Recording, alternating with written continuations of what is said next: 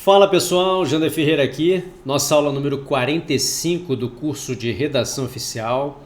Hoje vamos estudar semântica e também vamos falar sobre paronímia e homonímia. E depois treinar duas questõezinhas para fixar o conteúdo. Tudo bem? Então, vem comigo, aumenta a tela, que a aula só está começando. Aí, Redação Oficial.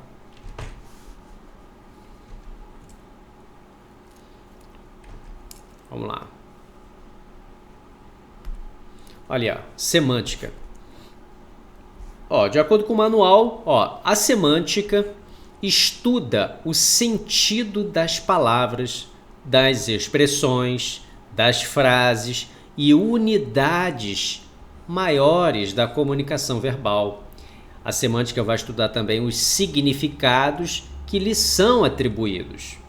Ao considerarmos o significado de determinada palavra, levamos em conta a sua história, a história da palavra, sua estrutura, o radical, prefixos, sufixos que participam da sua forma, da estrutura. E, por fim, o contexto em que se apresenta, ok? Imagina uma palavra que pode servir para vários sentidos. Como que você vai descobrir o significado dela? Qual é a semântica? Pelo contexto, tá?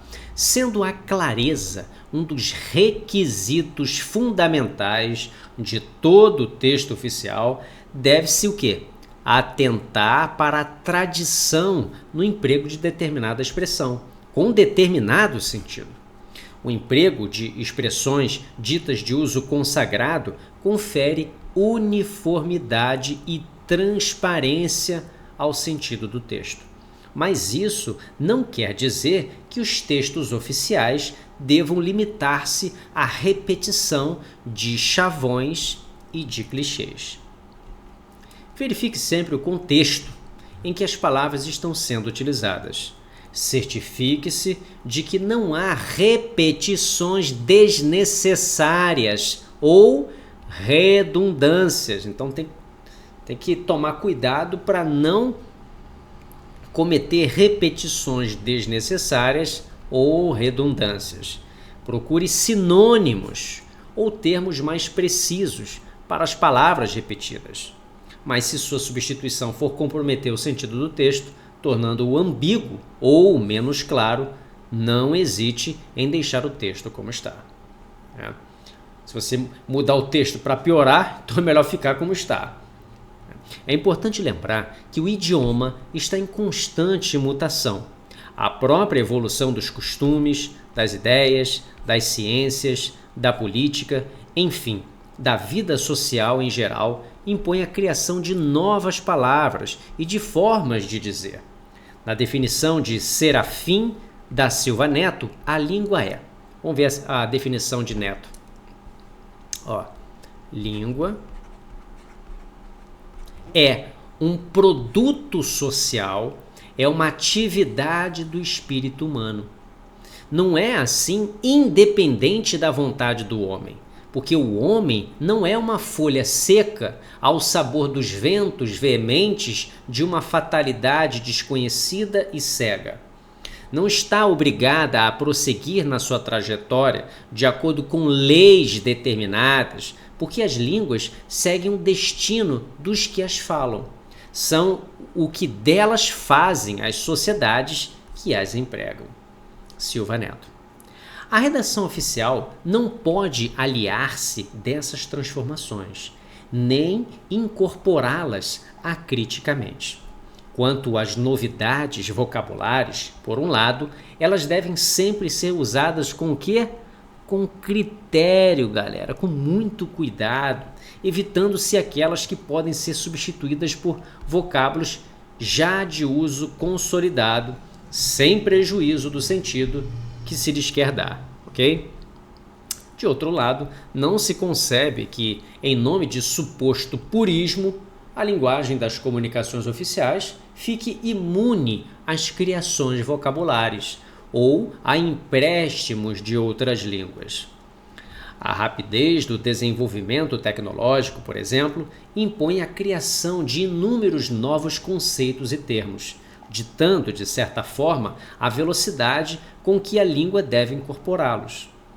O importante é usar o estrangeirismo de forma o quê? Consciente, buscar o equivalente português quando houver, ou conformar a palavra estrangeira ao espírito da língua portuguesa. Existem palavras estrangeiras que, mesmo estrangeiras, já estão habituadas no nosso léxico, né? Nós vimos isso em algumas aulas anteriores, né? Déficit, superávit, né? Impeachment é uma palavra estrangeira que a gente já utiliza como se fosse uma palavra aportuguesada mesmo, uma palavra portuguesa, tá? Existem termos também da informática, da tecnologia que surgem, né? E a gente acaba incorporando no nosso vocabulário, porque a sociedade está mudando, está evoluindo e a língua ela vai acompanhando essa evolução da sociedade. O problema do abuso de estrangeirismos inúteis ou empregados em contextos em que não cabem é, em geral, causado ou pelo desconhecimento da riqueza vocabular de nossa língua ou pela incorporação acrítica do estrangeirismo. Tá? Você não vai abusar, não vai exagerar, você vai ficar colocando estrangeirismos desnecessários, não. Tá? Tem que evitar, ok? Se utilizar, tem que utilizar com critério, com seriedade. Beleza? Vamos ver agora, galera, homônimos e parônimos e aprender a distinguir um do outro. O que é homônimo, o que é parônimo, tá?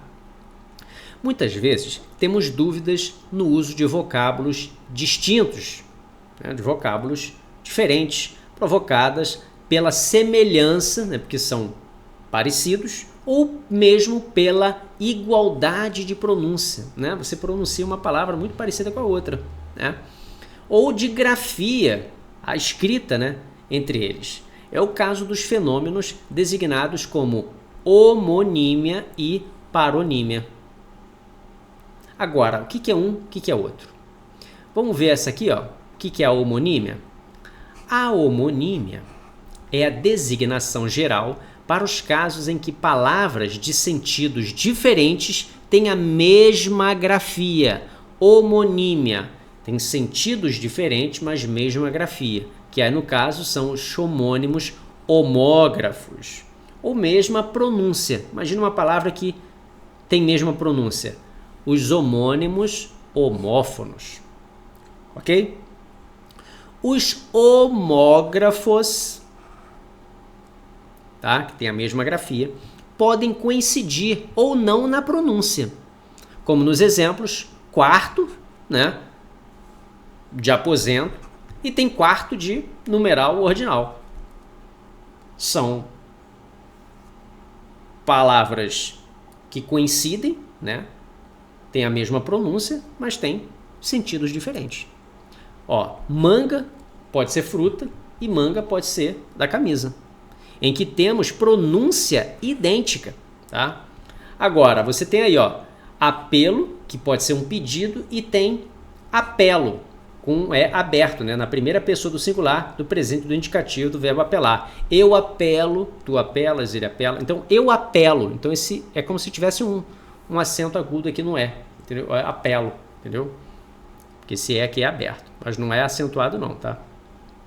Ó, você tem aí, ó, consolo, que pode ser um alívio, e você tem consolo, com o O aberto, na primeira pessoa do singular, do presente do indicativo do verbo consolar. Eu consolo, tu consolas, ele consola, né? Então tem consolo de alívio e tem consolo do verbo, com pronúncia diferente, mas a escrita é a mesma, viu aí? Homógrafos.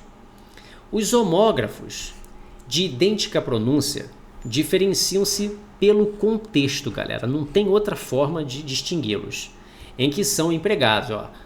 Não há dúvida, por exemplo, quanto ao emprego da palavra são, nos três sentidos. Aí você tem, ó, o são com o verbo ser, na terceira pessoa do plural, do presente, por exemplo, eles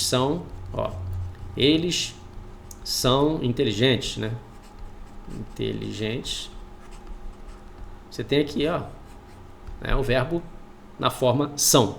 Você tem são de saudável e tem são de santo, né? São Paulo, por exemplo. Palavras de grafia diferente e de pronúncia igual, são os homófonos, geram dúvidas ortográficas. Caso, por exemplo, de acento com C e acento com 2 S. Cozer com S, cozer com Z. Dos prefixos ante e anti, e etc. Aqui o contexto não é suficiente para resolver o problema, pois sabemos o sentido. A dúvida é quanto às letras. Aí você já está no estágio da ortografia, não mais da semântica. Sempre que houver incerteza, não hesite em consultar a lista adiante, o vocabulário ortográfico da língua portuguesa, o VOLP. Tá? Você pode consultar o VOLP, né, no site da Academia Brasileira de Letras ou baixar o aplicativo também do VOLP, né, no celular. E algum dicionário ou manual de ortografia. Galera, eu recomendo que vocês, além de consultarem o VOLP, que vocês adquiram um dicionário. Tá? Vocês têm que ter um dicionário. O dicionário não é só para você usar para prova, não. O dicionário é um material que você vai utilizar para a vida inteira. Porque nós falamos a língua portuguesa e você precisa sempre consultar o dicionário para aprender novas palavras, enriquecer o seu vocabulário, tirar dúvidas. Tudo bem? Beleza? Continuando. Já o termo paronímia, o que é paronímia?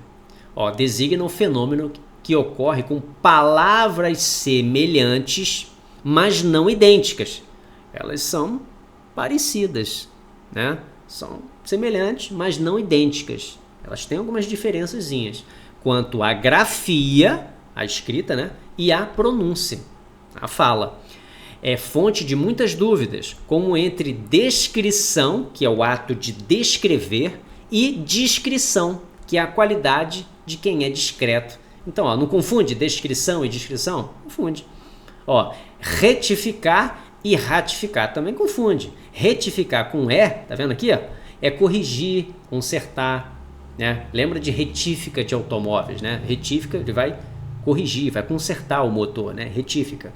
E ratificar é confirmar ou validar, né? A lei foi ratificada, né?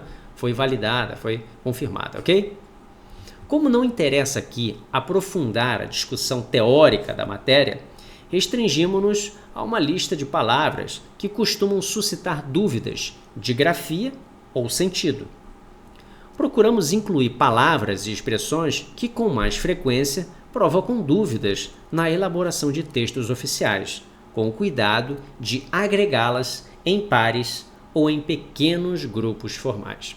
Galera, esses pares de palavras eu não vou apresentar agora, vou apresentar a partir da próxima aula. Mas agora vamos treinar algumas questõezinhas, tá? Para a gente fixar o que vimos hoje, tá bom?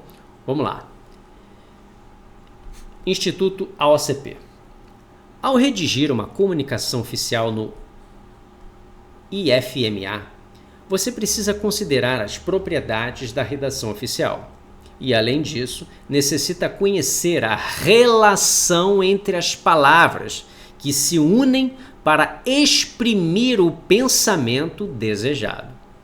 Qual é a parte da gramática considerada mais importante que, ao disciplinar as relações entre as palavras, concede clareza na exposição e ordena o pensamento? O que disciplina as relações entre as palavras, concede clareza na exposição e ordena o pensamento? É a sintaxe?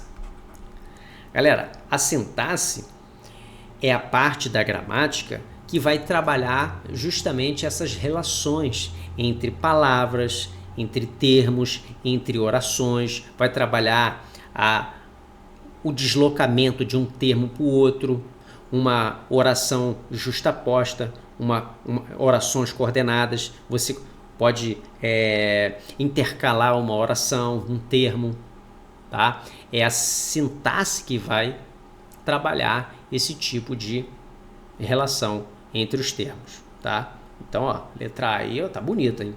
Vamos ver a semântica? Galera, a semântica, ela vai trabalhar mais com o sentido, com o significado das palavras. Ela não vai trabalhar necessariamente com as relações entre as palavras, tá? Ordenando o pensamento, não, tá? Então a semântica, ó, tá fora. Paronímia. Galera, acabamos de ver que paronímia são palavras parecidas, né? Mas não iguais, não idênticas. Elas possuem diferenças, né? Como descrição, descrição, retífica, retificar, ratificar. Então isso é paronímia, tá? São palavras que possuem muita proximidade, elas são parecidas e que geram muitas dúvidas, tá? Então a letra C também está fora.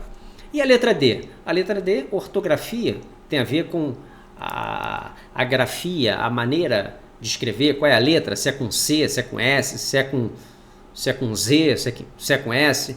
Então a ortografia não trabalha a relação entre as palavras, ela vai organizar ali, determinar ali qual é a letra, né? Como que ela é grafada. Então a letra D está fora também. E letra E, formatação.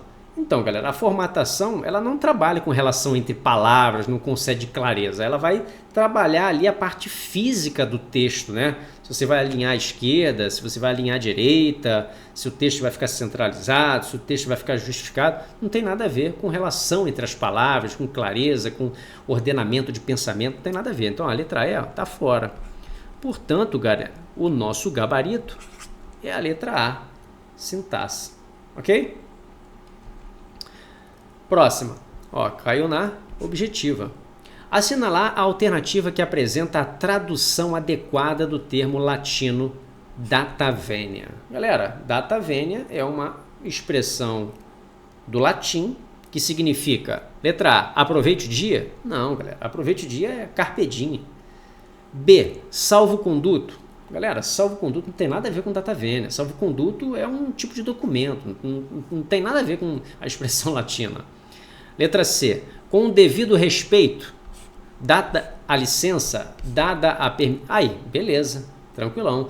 Data venia quer dizer com o devido respeito, né? Ele é utilizado, né, para expressar generosidade, cordialidade, respeito com quem você está se dirigindo, ok?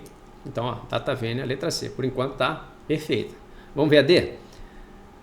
Sem data marcada, não, galera, nada a ver. Então, ó, não é a letra A, não é a letra B, não é a letra D, é a letra C. Logo, o nosso gabarito é a letra C. Valeu? Volta aqui para mim. Pessoal, trabalhamos os conceitos de semântica, de paronímia e sinonímia, tá? Fizemos essas duas questõezinhas para fixar, tá? Eu vou ficando por aqui e a gente se vê na próxima aula.